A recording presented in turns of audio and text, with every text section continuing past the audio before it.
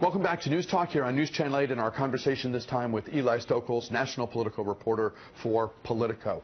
You've got a great piece on the site right now. I want to share part of it with the folks at home. We'll put it on the screen. Part of your story reads like this. Donald Trump has done it again. In asserting Monday that the U.S. should ban all Muslims from entering the U.S., Trump forayed further into the cynical demagoguery that has kept him atop the polls for months. Once again, he has turned the Republican primary fight upside down. Once again, he is provoking extreme reactions from supporters and detractors alike. And once again, he is threatening the Republican Party itself. Trump's latest attention-grabbing statement lays bare the reality of a GOP in danger of seeing its brand irrevocably tarnished and seemingly incapable of doing anything about it. They can't snatch away his campaign cash or limit his media. They can't keep him off the ballot. And the party brass cannot reason with Trump, and nor can they afford to alienate him to the point that he runs as an independent should his quest for the nomination fall short. And they must swallow the reality that many self-identifying Republicans prefer his nativism and bombast to their more mainstream inclusive style of conservatism. What I always find interesting is when you think about how younger people who may not be voters now, or they may be of voting age, but maybe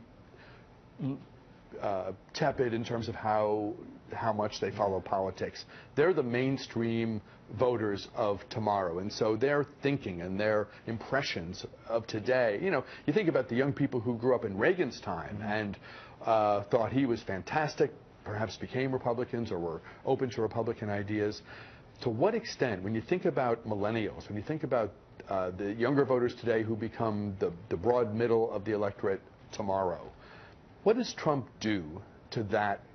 What sort of impression? I mean, is this part of, in addition to the obvious and significant short-term concern and anxiety? I don't know how much he's resonating with the millennials or with younger voters, really. I mean, you go to his rallies. Despite the saturation coverage? Well, I think millennials especially are probably a little more savvy in their consumption of news and media. They get it on different platforms, and I think they see through a lot of.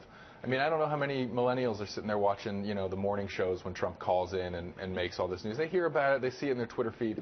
But I think that, just what he's selling, I think holds more appeal to older voters, to people who, again, really have a sense of, whoa, this country's changing too quickly and I don't know what to do about it. And that fear, that anxiety, I think that is what Trump, some would say, is preying on. Others would say is sort of exploiting. But you go to his rallies, and these are older people, these are people who have worked for a while, who've struggled to get by. I mean, there is, the income inequality, the wealth gap that we've heard progressives talk about for a long time. I mean, one of the reasons Donald Trump has been successful is because this is a populist critique. It's sort of, again, your head explodes when you think that the billionaire who lives in this gilded penthouse in Trump Tower is suddenly the blue-collar champion. But somehow, this is a guy who has stood up and come up with a message that resonates to people and who appears to be something of a blue-collar champion to people who you go to these rallies and you talk to them and they are retired dental hygienists and retired school bus drivers and people who are frustrated because they don't have enough of a nest egg. They're frustrated because they've gotten sick. I mean, culturally they seem to resonate with him, but there are other reasons too why they're drawn to him, and it is really, his campaign is telling quite the story about America, to other people overseas who are looking at it, but also, right here, there are a lot of things to glean from what's happening. And hasn't it been interesting over the last news cycle to hear government leaders and reporters who cover world affairs talk about what they consider to be the very real impact that Donald Trump is having on national security? I mean, if we think politics is important, let's talk about what really matters. The relations between nations, the message we send the world. I mean, there's a lot of talk that these words are having an impact, and not a good one. Right. This doesn't happen in a vacuum. I mean, the amount of media saturation this gets in the U.S., it's dominating news overseas as well. I had somebody refer to it yesterday as diabolical, that he would sit here and basically blame the White House for not keeping us safe and then inflame passions potentially, in the Arab world, which don't need to be inflamed anymore. And, just this craven political calculation which again seems very short term and narrow in terms of not really acknowledging the broader impacts on national security and just on the way people view this country that has always really been viewed as a melting pot, a welcoming place to immigrants from wherever over centuries. And now that's why this is bothersome, and why you hear Republicans, even Republicans you think might I don't Dick Cheney. I mean, when you think about these people coming out in lockstep, all the Republicans, it's not just Democrats, these are Republicans who find this just as abhorrent and who are saying... Dick Cheney wasted no time parachuting onto the Hugh Hewitt show. This is anathema to what our country at its core is about. I think that's what's just so insane about this week and this news cycle. There's been a fascinating phenomenon for some time, is that if Republican candidates other than Trump hold a press conference or do an interview and they talk about their ideas, no one cares. But if they talk about Trump, they get noticed. Is this a moment where if we saw Lindsey Graham in the setup piece, but we can maybe think about the guys who aren't at 0 and 1%. We can think about Christie and Rubio and some of and Bush, who I thought captured it in a nice, concise way when he said that Donald Trump is unhinged.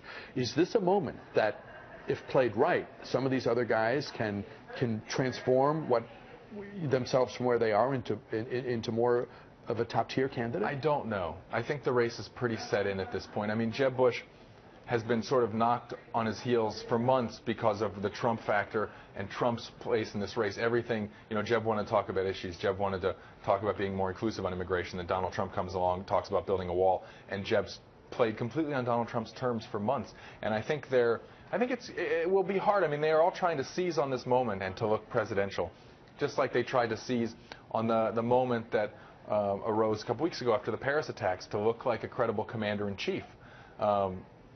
I don't know that it's as easy as, well, we all know this is a joke, so now you'll support me. I mean, 25% of these Trumps, the electorate that are Trump supporters, they don't seem to be going anywhere. And there's a reason why Jeb Bush or a lot of these other candidates aren't polling so well. I mean, it's fluid. The contrast ads are about to start in the early states. So, yeah, things can still change. There's still time. But I don't know that I would expect for any of these candidates to, suddenly, Trump goes away and somehow there's a new front runner. A candidate that's been polling at 3% is suddenly up into the teens. We have 90 seconds left, give or take. We put the quote from your article, which is excellent, and I recommend it. It's online. We put it on the screen a moment ago. Can you amplify for a second on the anxiety among GOP leaders that they can't win with him, and if they push him and his supporters aside, it's a kind of a hellacious they're scenario. in quite a box, right? There's nothing they can do to stop him. There's nothing they can do to say, I mean, if they come out and say, we're not going to support you if you're the nominee, I mean, that just sort of that just underlines his anti-establishment stance and his positioning in the race, which will make him more attractive to people. The media comes after him. He can just blast the media. I mean, Trump knows what he's doing. He's been masterful. As Jeb Bush said yesterday, he's played the media like a Stradivarius violin, and he has. And I think the media has to think about how it covers Trump and be honest about what he's actually selling. But at the same time, I mean, I think the broader question for the party, and the question that will last beyond this nomination fight and this election cycle, is why are all of these people who are self-identifying Republicans so enamored with Trump? Why is what he's selling that so many people find disgusting, why is it resonating with a large portion of our base? And that exposes, I think, some big questions for the Republican Party going forward. They're questions that they've sort of tried to sweep under the rug over the past cycles, and I think some successful midterm races have helped with that.